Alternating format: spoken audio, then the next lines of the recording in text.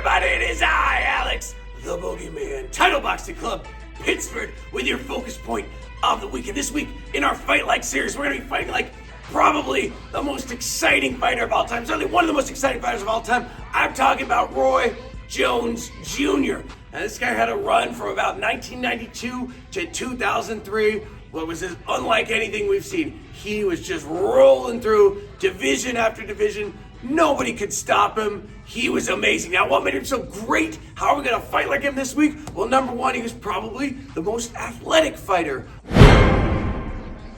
of all time. Certainly, Tommy Hearns, good athlete. Evander Holyfield, good athlete. Roy Jones Jr. might have been the best. Probably one of the few boxers that could have played other sports, maybe even at a professional level. Certainly basketball, football, he could play that. And you can see this in the ring when he fights, the way he moved. He liked to leap a lot, jump forward. He was very explosive. You can see that power in those legs, and of course, insane speed as well. He could throw the same punches, and nobody could defend it, nobody could block it. So this week, we're gonna be working on some speed, getting faster, and we may not be as athletic as Roy Jones, but we're gonna work on some athletic conditioning drills, really build up those legs, get that spring, get that explosion.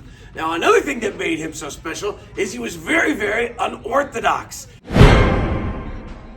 He didn't fight like anybody else. Nobody did it quite like him. And there were a lot of ways that he was unorthodox. Talk about a few of them here. And usually with boxers, right, they're going to start combinations off with that jab or that lead hand, right? But he would start combinations off with his cross, with his rear hand, his right hand, his right-handed.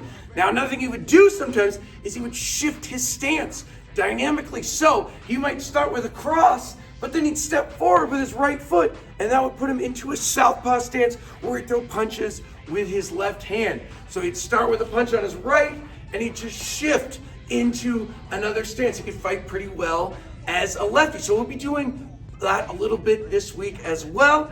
He was known for kind of wild feints. It looked like showboating, and maybe it was, but he would use his wild feints to set up other punches. He would swing his arm. You couldn't tell if he was going to leap in and throw an overhand or a hook, because he'd kind of bring both hands out. You wouldn't know which one he was going to hit you with. It was certainly dangerous, but again, he had that athleticism and speed. He could get away with it. We'll be doing some of that. And then probably one thing he's most famous for is the chicken dance. In a fight, he literally would put his hands on his back and tick back and forth, kind of like a chicken. And then when somebody came in, he would leap forward and knock him out. And he says he got some of these ideas. He grew up on a farm. He grew up with chickens. He'd watch roosters fight. He says he got some of his techniques from watching roosters, literally. So you never know. You can get inspiration from anywhere. And of course, the punch he's probably most well known for is his lead hook, his left hook.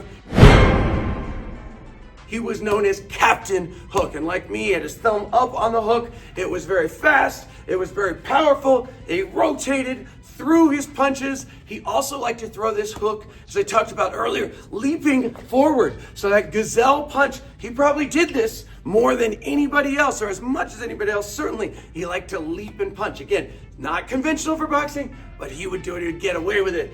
Sometimes it wouldn't even be his left hook. He'd leap forward and throw a lead uppercut or something else. It was a jumper in those punches, so we'd be throwing lots and lots of lead hooks. And again, he'd throw multiple lead hooks in a row. He could reload it super fast, super powerful. I think there's one fight where he landed like 5 left hooks in a row on the guy. So we'll be working on all that stuff. We'll be getting more explosive.